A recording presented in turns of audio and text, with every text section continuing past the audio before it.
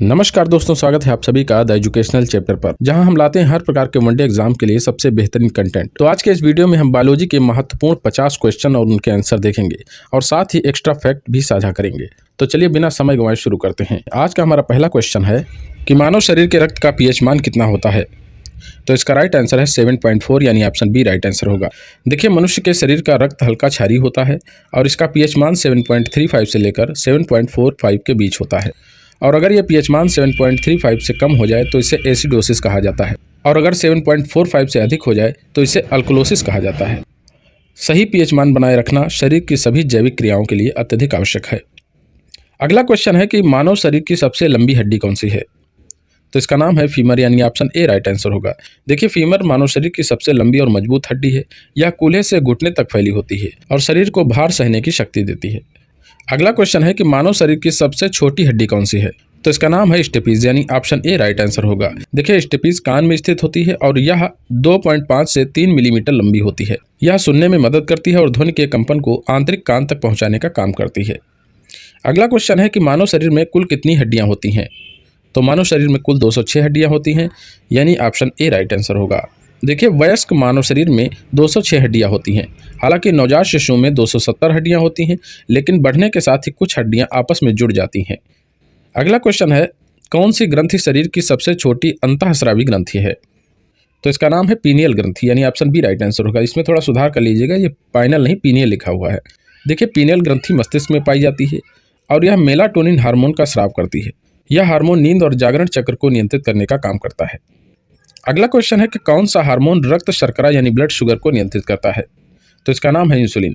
देखिए, insulin pancreas द्वारा स्रावित होता है और यह ग्लूकोज को ऊर्जा के रूप में उपयोग करने के लिए कोशिकाओं में पहुंचाने का काम करता है और इसी की कमी के कारण डायबिटीज रोग होता है। अगला क्वेश्चन है कि मानव शरीर में सबसे तेज बढ़ने वाला अंग कौन सा है। तो इस क्वेश्चन के लिए राइट आंसर होगा ऑप्शन ए यानी कि बाल।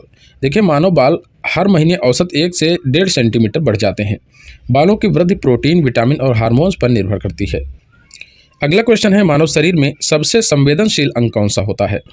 तो मानव शरीर का सबसे संवेदनशील अंग होता है उंगलियों के सिरे यानी ऑप्शन बी राइट आंसर होगा। देखिए, उंगलियों के सिरों में नर्व एंडिंग बहुत अधिक होती है, जिससे वे अत्यधिक संवेदनशील हो जाती हैं। अगला क्वेश्चन है कि पाचन तंत्र का सबसे लंबा भाग कौन सा है।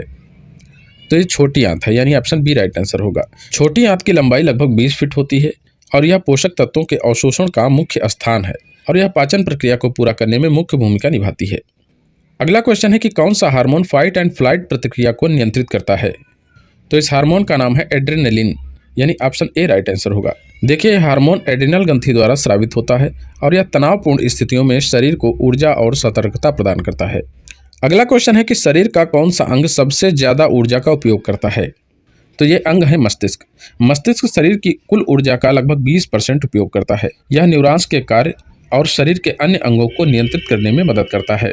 अगला क्वेश्चन है कि शरीर का कौन सा अंग यूरिया का निर्माण करता है। तो इसका राइट आंसर हो जाएगा ऑप्शन ए यानी कि यकृत। देखिए, यकृत अमोनिया को यूरिया में बदलता है, जो रक्त के माध्यम से गुर्दे में पहुंचता है और मूत्र के रूप में बाहर निकलता है। अगला क्वेश्चन है कि मानव शरीर में रक्त के थक्के को बनाने में कौन सा विटामिन मदद करता है। तो इसका नाम है विटामिन के यानी ऑप्शन बी राइट आंसर होगा। देखिए, विटामिन के रक्त में थ्राम्बिन नामक प्रोटीन को सक्रिय कर देता है, जो खून के थक्के जमाने में मदद करता है। अगला क्वेश्चन है कि किस अंग को शरीर का रासायनिक कारखाना कहा जाता है। तो लीवर को शरीर का रासायनिक कारखाना कहा जाता है यानी ऑप्शन ए राइट आंसर होगा। देखिए, लीवर शरीर में 500 से अधिक रासायनिक कार्य करता है, जैसे डिटॉक्सिफिकेशन, पाचन रस बनाना और पोषक तत्वों का भंडारण करना। तो ये जो है क्वेश्चन काफ़ी इंपॉर्टेंट है, इसको आप याद रखिएगा। अगला क्वेश्चन है कि मानव हृदय में कितने कक्ष यानी चेंबर होते हैं। तो इसका राइट आंसर हो जाएगा ऑप्शन सी यानी कि 4 चेंबर्स होते हैं। देखिए, मानव शरीर में 2 आलिंद यानी कि एट्रियम और 2 निलय यानी वेंट्रिकल होते हैं। ये कक्ष रक्त प्रवाह को नियंत्रित करते हैं और ऑक्सीजन युक्त और अशुद्ध रक्त को अलग अलग रखने का काम करते हैं। अगला क्वेश्चन है, मानव शरीर में किस अंग का काम शरीर का तापमान नियंत्रित करना है। तो इसका राइट आंसर है हाइपोथैलेमस। देखिए, हाइपोथैलेमस मस्तिष्क का एक भाग है जो शरीर के तापमान, प्यास, भूख और नींद जैसी कई कार्यों को नियंत्रित करता है। इसे शरीर का थर्मोस्टेट भी कहा जाता है। अगला क्वेश्चन है कि कौन सा अंग शरीर में यूरिन का निर्माण करता है। तो इसका राइट आंसर हो जाएगा ऑप्शन बी यानी कि गुर्दे। देखिए किडनी रक्त से अपशिष्ट पदार्थ और अतिरिक्त पानी को छानने का काम करती है, जो यूरिन के रूप में बाहर निकलती है। गुर्दे शरीर के द्रव और इलेक्ट्रोलाइट संतुलन को बनाए रखने में काफ़ी सहायक होते हैं। अगला क्वेश्चन है कि मानव शरीर में रक्त के थक्के को कौन सा प्रोटीन बनाता है। देखिए अभी पहले क्वेश्चन जो पूछा गया था उसमें विटामिन था और यहाँ पे प्रोटीन वाला क्वेश्चन आया है, तो इसका नाम है फाइब्रोनोजेन, यानी ऑप्शन ए राइट आंसर होगा। देखिए फाइब्रोनोजेन एक प्रोटीन है जो रक्त के थक्के बनाने में मदद करता है और यह जख्म वाले स्थान पर रक्त के थक्कों को जमा करने के लिए सक्रिय होता है। अगला क्वेश्चन है कि शरीर में ऑक्सीजन के परिवहन के लिए कौन सी कोशिकाएं जिम्मेदार होती हैं। तो ये रक्त कोशिकाएं जिम्मेदार होती हैं, यानी ऑप्शन बी राइट आंसर होगा। देखिए लाल रक्त कोशिकाएं यानी आरबीसी शरीर के विभिन्न भागों में ऑक्सीजन को ले जाने का काम करती हैं। इसमें हीमोग्लोबिन नामक प्रोटीन होता है जो ऑक्सीजन को बांधने में मदद करता है। अगला क्वेश्चन है कि कौन सा अंग शरीर के पोषक तत्वों को अवशोषित कर लेता है। तो उस अंग का नाम है छोटी आंत, यानी ऑप्शन ए राइट आंसर होगा। छोटी आंत में पाचन के बाद पोषक तत्वों का अवशोषण होता है और यहाँ पर उन्नत झिल्लियाँ होती हैं जो अधिक से अधिक पोषक तत्वों को रक्त में अवशोषित करने का काम करती हैं। अगला क्वेश्चन है कि मानव शरीर में किस अंग से विटामिन डी का निर्माण होता है। तो इसका राइट आंसर है त्वचा। देखिए जब सूर्य की पराबैंगनी किरणें त्वचा से संपर्क करती हैं तो त्वचा में विटामिन डी का निर्माण होता है, जो हड्डियों की मजबूती के लिए काफ़ी आवश्यक है। अगला क्वेश्चन है कि मानव शरीर में किस अंग के माध्यम से शरीर का खून पंप किया जाता है। तो ये हृदय के माध्यम से किया जाता है, यानी ऑप्शन बी राइट आंसर होगा। अगला क्वेश्चन है कि शरीर में कैल्शियम का अवशोषण मुख्य रूप से कहाँ पर होता है। तो इस क्वेश्चन के लिए राइट आंसर होगा ऑप्शन ए यानी कि छोटी आंत। देखिए कैल्शियम का अवशोषण मुख्य रूप से छोटी आंत में होता है। यह हड्डियों और दांतों की संरचना को मजबूत बनाने के लिए काफ़ी आवश्यक है। अगला क्वेश्चन है कि मानव शरीर में सबसे छोटी कोशिका कौन सी होती है। तो ये शुक्राणु होती है, यानी ऑप्शन बी राइट आंसर होगा। देखिए शुक्राणु सबसे छोटी कोशिका है जिसका आकार बहुत ही छोटा होता है। यह पुरुषों की प्रजनन कोशिका है जो अंडाणु के साथ मिलकर निषेचन करती है। अगला क्वेश्चन है कि शरीर में किस अंग को वायुदूत कहा जाता है। तो ये फेफड़ों को कहा जाता है, यानी ऑप्शन बी राइट आंसर होगा। अगला क्वेश्चन है कि शरीर में कोशिकाओं का प्रमुख ऊर्जा स्रोत क्या है। तो इसका राइट आंसर है ऑप्शन सी यानी कि ग्लूकोज।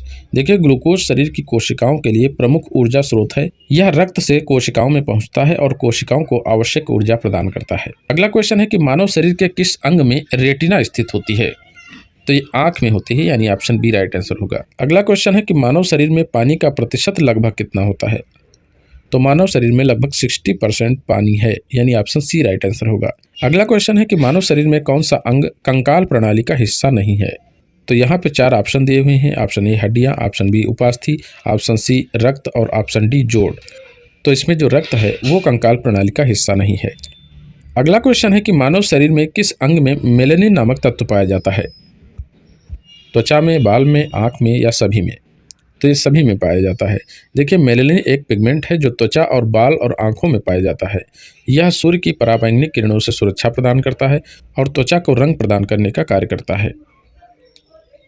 अगला क्वेश्चन है कि मानव शरीर में पाचन के बाद पानी का अवशोषण मुख्य रूप से कहाँ होता है।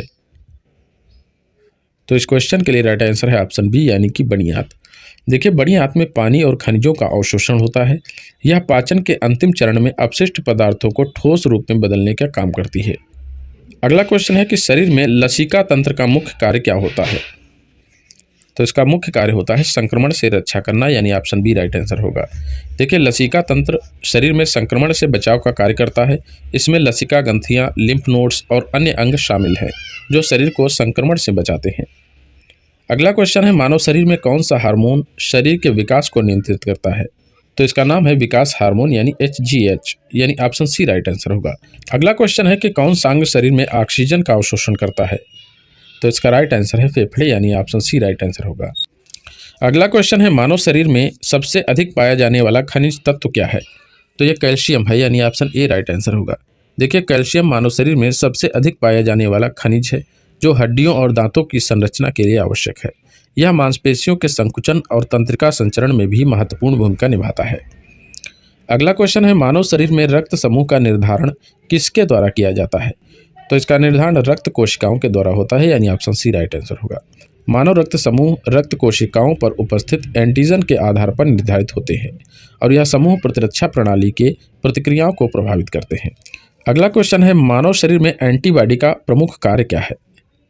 तो इसका प्रमुख कार्य है संक्रमण से बचाव करना, यानी ऑप्शन ए राइट आंसर होगा। अगला क्वेश्चन है मानव शरीर में रुधिर को पंप करने वाला अंग कौन सा है?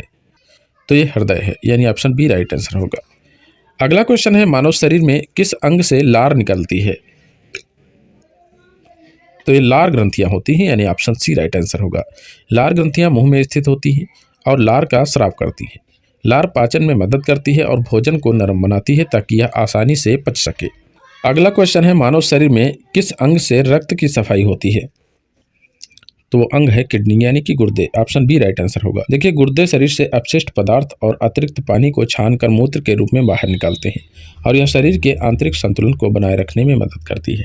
अगला क्वेश्चन है मानव शरीर में किस अंग से पसीना निकलता है? तो ये पसीने की ग्रंथियां होती हैं, यानी ऑप्शन बी राइट आंसर होगा। देखिए, पसीने की ग्रंथियां शरीर में गर्मी के समय पसीना स्रावित करती हैं।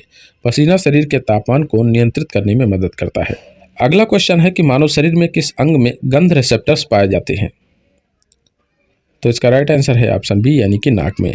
देखिए, नाक में गंध रिसेप्टर्स पाए जाते हैं जो हवा में उपस्थित विभिन्न गंधों को पहचानने का काम करते हैं और उन्हें मस्तिष्क तक भेजते हैं, जिससे हमें गंध महसूस होती है।